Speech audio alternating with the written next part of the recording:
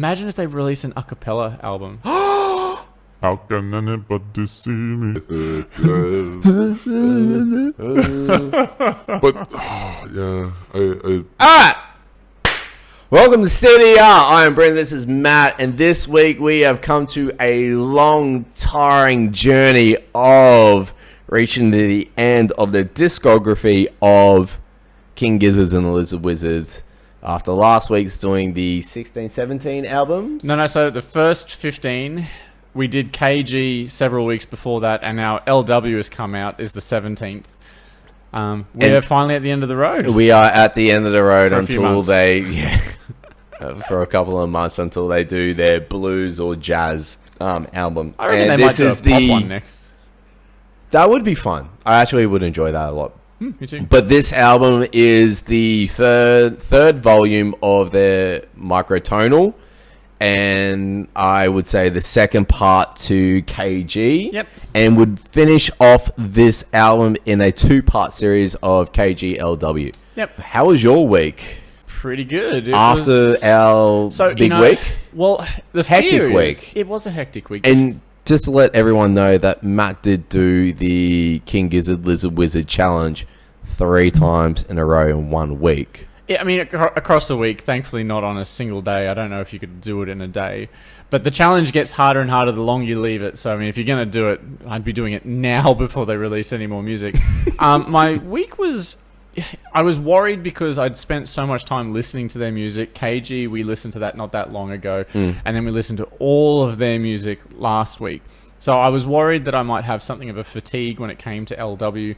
So I was pleasantly surprised when this album offered different ideas that hadn't been present in any of the previous albums, whilst keeping what I'm now beginning to understand as the King Gizzard flavor. That is true, because I did feel like it was a bit different and more... So it was a bit different from the other albums, but I still got a taste from old albums too, and I picked up old riffs. And I even wrote many times in my notes of what is this riff? Where have I heard it before? Yeah. But we will get to those as we come along. So you weren't worn out. It was like, this is actually pretty good. I feared that I would be, but I definitely wasn't. And I think because of the quality of the album relative to their discography, it actually made it a pretty easy listen, especially given the other microtonal one. So I guess I'm comparing it most to Microtonal Banana and KG, and I think it might be the best of the 3. It doesn't have the same sort of banger track like a Rattlesnake, but I think it might be the best complete album. I would say that they honed their skills in the microtonal world, because they also brought the microtonal to keyboards along the way, that it was really prominent through the album too. I was like, holy shit. Like, I can hear...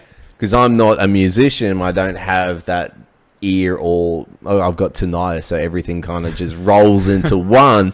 But I noticed that even in the keyboard that they were trying to like mix up this microtonal sound as well, including the flute, and then the sitar, and the guitars, and the acoustic, and the electrics.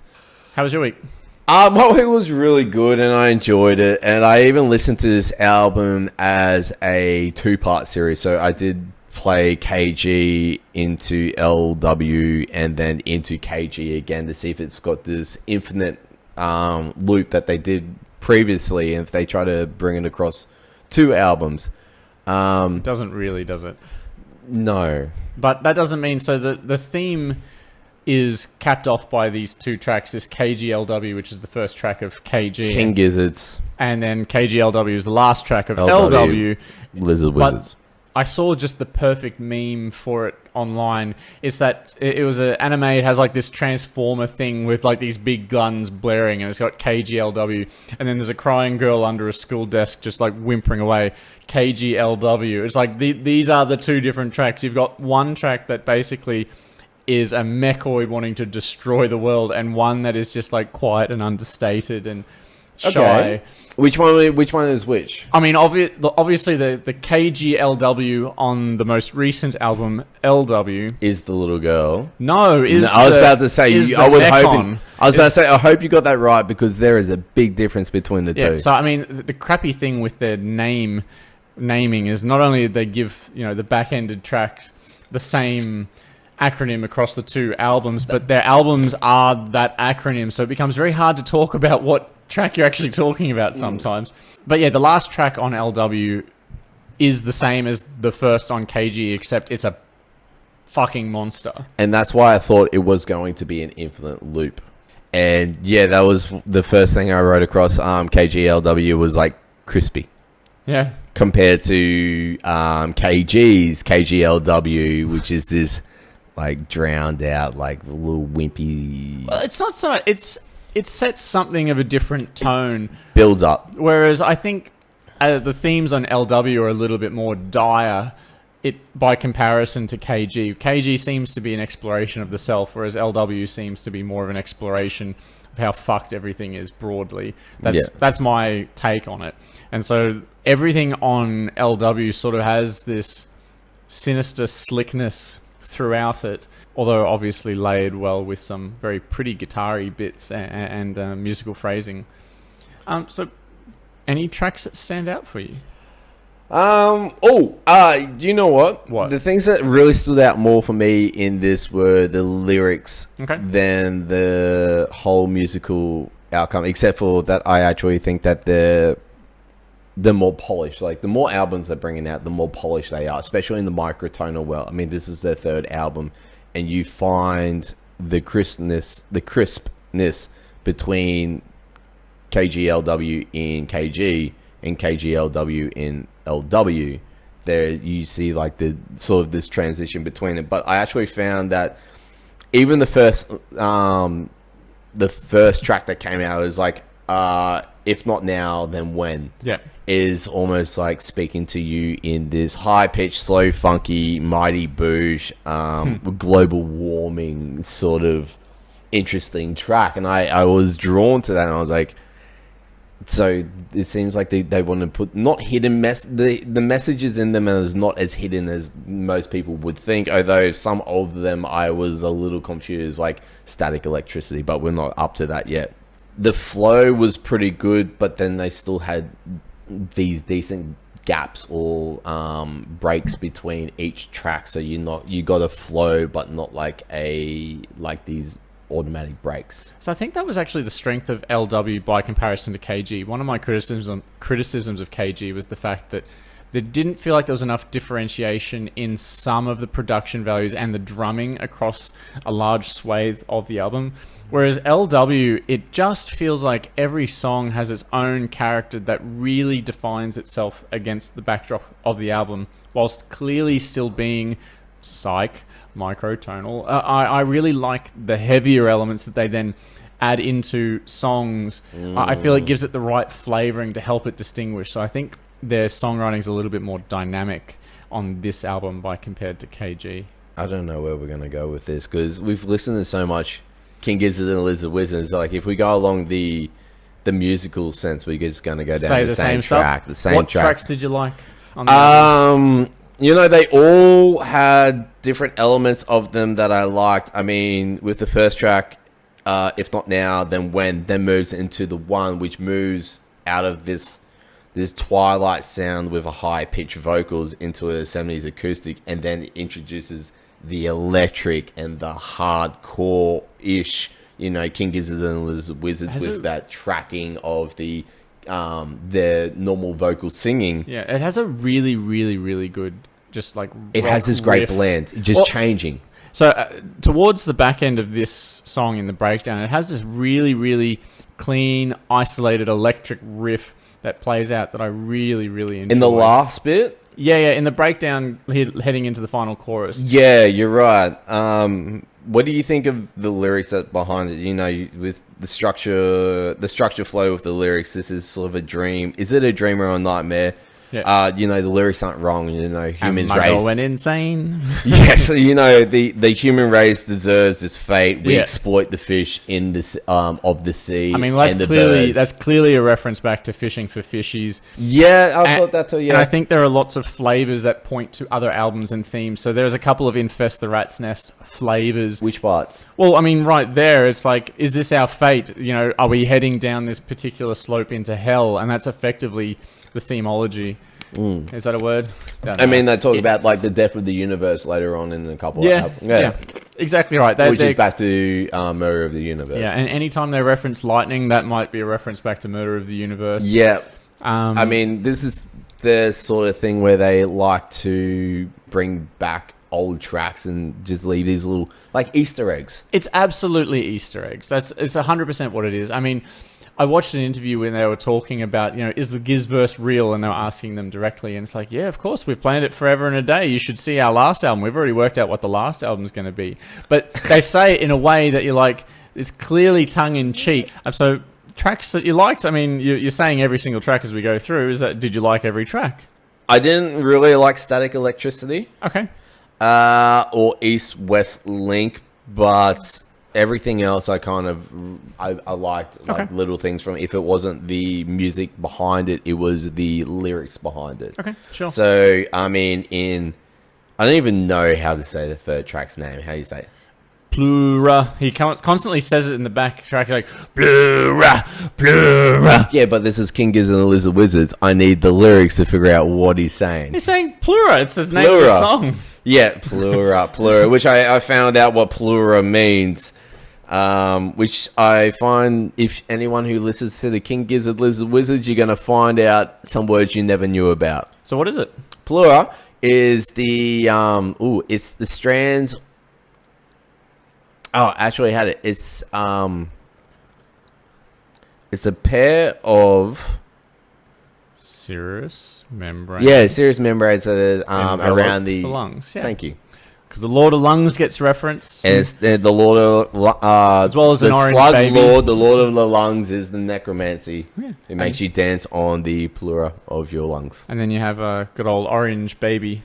Yeah, I really should have wrote that down, but I tried to be smart and pretend like I'll remember that word. Like I know what... Ataraxia. Yep.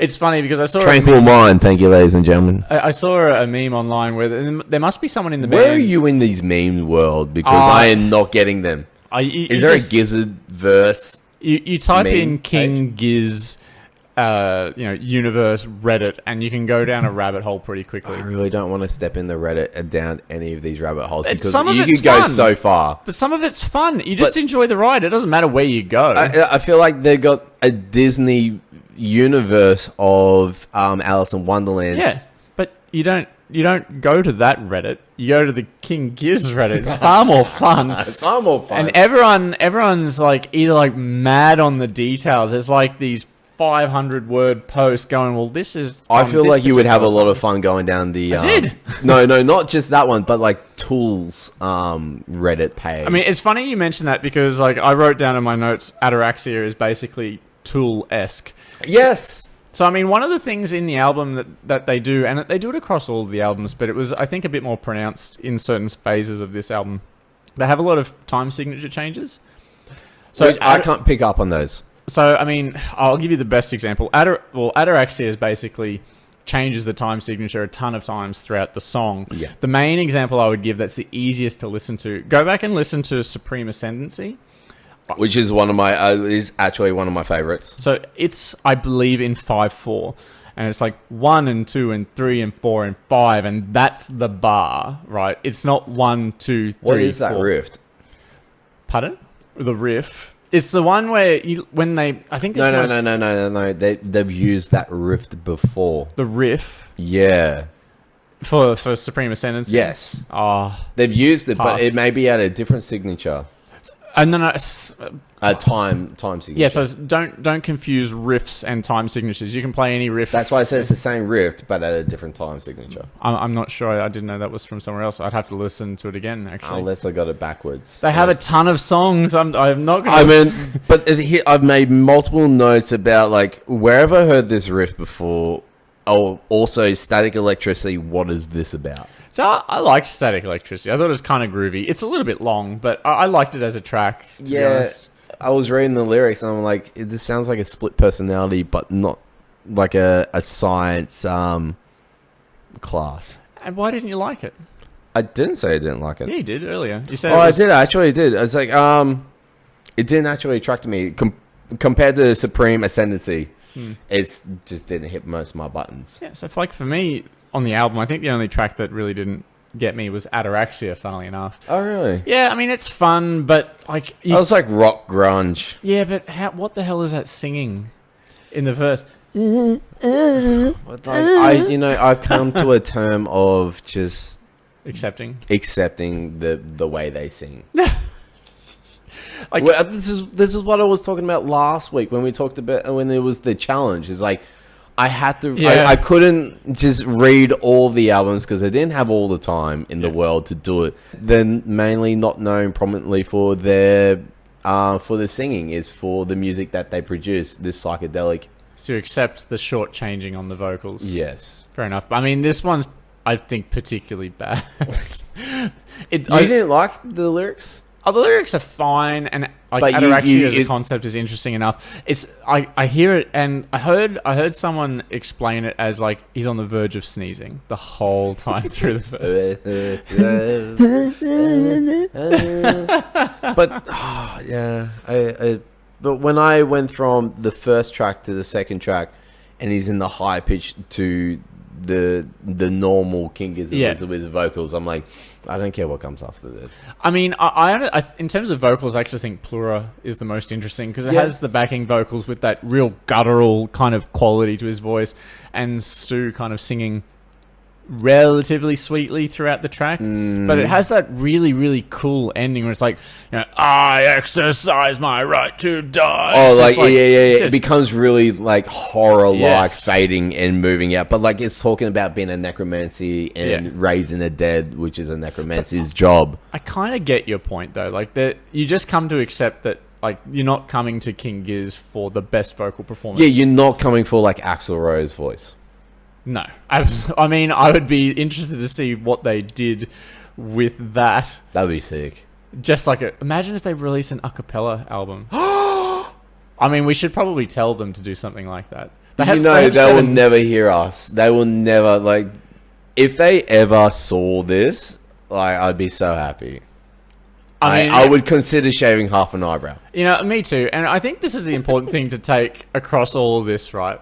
Is that I'm surprised that after all of this listening to them, I think I would consider myself a fan. I'll happily listen to music that they produce. Even though there were albums that I really didn't like in their discography, that's going to happen when you have 17 albums, right? Yeah, their jazz albums were not my particular favorites. But, who really gives a fuck when you want to do whatever you want? Well, that's it. And I think I like that. It means that the next album, you genuinely just don't know what you're going to get. Yeah. And they don't care what everyone's opinions are. So they're really going to stick true to themselves. And you got to respect that. Yeah. I saw in an interview that they just write songs and then they go, this song wouldn't fit on this album, but we've got other random concepts working. So that they're always just working on multiple albums at once, making random crap as they go along. You say that because Atraxia, I literally thought did he find out what the word meant and then make a story behind it, or did he make a story in like the word became from it? I mean, without being sort of cynical on it, I mean, I feel like if you were a writer of any type in short story or long story, and you just came across a word and you were infatuated with it, you'd be like, I can make a story out of that. Why would you not? And I feel Stu does this a lot. Yeah. I feel like this is one of his go-tos. Like, I've learnt a new word. It's blown my mind. So how can I bring it into a story? So this is one of the things I found on the Reddit dive, is apparently there's some guy in their band that effectively does this. And the meme was, there's like an image of their just most random titles that are these really particular words. Like, I mean, well, obviously you've got Supreme, Plura. yeah. Well, no, so like Plura, Ataraxia. They had like Tessera in an earlier album, like Horology. I'll skip and go to Tetrachromacy. There's Ontology, exactly. So like a ton of these more technical type terms, I think, is coming from one person in the band. I get the feeling Stu's like, yeah, that's a sick word. Let's write a track about it, man. Yeah. Yeah, why not? Why not? If a word, because I was explaining, if you could do, there's a difference between the word car and automobile. Sure. and that's across the English border. No matter what anyone says, or in any language, you can pick these very complex words and then turn it into a story, no matter what. Well, and I like the idea of randomly stumbling on a word and being inspired by what the sense of the word is, and then writing music on the back of it. I mean, like, you're 20 years or 30 years into your life and you've heard this word for the first time and find out what it means. You're like, how do I not know this? Well, I mean, I didn't know what pleura or ataraxia meant before I listened to the album. So. Oh, that makes me feel a lot better. Yeah, dude, these are some niche words. I actually wanted to play the game with you. Is like, tell me what these words mean. Being Matt, who used to play games at the dinner table of what does word this of the day. Word of the day, or what does these words mean? I mean, these are next level. I wouldn't bother boring you with these words because I'm like, they're a bit technical, and like you just. These are the words I think you would come up with. Yeah, but I like to use words that you can actually use in a conversation. When are you going to use pleura? How often are you going to talk about like lung linings? Someone who's got lung cancer. When is the next time you're going to have that conversation? Tell me, right? Oi, Match has knocked it all over. He's been on it. I wonder how Cass is going to edit this. However you like, Cass. That's the encouragement I'll give you. Anyway, we should probably wrap this one up. This album is great. Go listen to it. I think listening to them KGLW in a row is a great idea. Yep, because it is meant to be a blend of an album. Actually, I do want to talk to two things. I do want to ask you about things. See Me. Yeah. How can anybody see me? I'm invisible. Did you think it had the same riff as Honey? See, whenever I hear Honey, I hear the bass line. I get too infatuated by the bass line. I hear the microtonals. Yeah, I'll tell you what. A lot of the theming of their music is consistent across the two albums. So, like, they do a lot of these like really quick hammer-ons and pull-offs into their microtonal bits that can sound similar. There are sometimes these little drum fills that I'm like, oh man, that felt really particular to different tracks on the album. Like, listen to the start of Pleura, and that tapping little drum bit sounds exactly like the intro to Straws in the Wind to my ear. Yes, yeah, that's why I was saying there's a lot of songs where I'm like, I can't pick where these riffs are coming from or where I've heard it before. Yeah, so a lot of these little callbacks. I'll listen to it after this and I'll let you know, but I get so stuck on the bass. Yeah. Yep. I think this is probably one of the better albums out of Microtonal, but you should definitely listen to this with KG. I'm guessing you'll listen to this album again then. Yeah, actually, was this week I was thinking, like, I'll go back and listen to a bunch of KG's albums. You know what's funny? I still have listened to other King Giz albums still this week. The Murder of the Universe? No. Funnily enough, I found myself drawn to Paper Mache Dream Balloon of all albums. So I think I might have been a touch harsh. I want to give it half a point extra on whatever I gave it last week. So is it the lyrics that's drawing you in? No, the songs are just really pleasant, easy to listen to. Even though they've got their sinister... That's the part I love. That is... You know what? I've always really enjoyed those happy songs that just have that undertone... Yeah. Horror story or just like a real sad sadistic shit. And plus trapdoors on the album. The fact that it actually makes, like, sometimes it makes past the mass media and onto radio and like, check out this one, and then you listen and it's like, oh, do you know what this is about? Like Silver who's the Beatles song? It was like Silver Hammer. You're like, just he goes around and murders people by smacking their heads with a hammer, and and that was on radio. This is kind of cool shit. King Gizzard lives with Wizards, smarter than you and I. Do you want to give it a if rating? you can play a microtonal instrument as good as they have, and run your own label, fucking good on you. I mean, I'm probably ready for them to shelve the microtonal stuff for a little bit. I hope their next one isn't microtonal, but I hope they come back to it in a few years' time. When I would like to see them do another Infinity. The problem is, I don't think they ever will. I think they've had that idea, and that idea has been built. I feel like to do it again, people will be like, oh, it's just another Nonagon Infinity. And I feel like that's some of the essence with which they attack certain things is we have this idea, we want it to be clear-cut, standalone from the rest of our work, let's go at it. Or maybe they go at it with a lyrical standpoint of a beginning and an ending, and an ending with a beginning. Well, look, possibly, and I guess like fans might enjoy it if it ties into the GIZZVERSE as well, right? I mean, I'd happily have a sequel to that album, obviously. That being said, I also see King Gizzard Lizard Wizards just splitting up and doing their own fucking shit, but... Maybe. I think they have too much fun.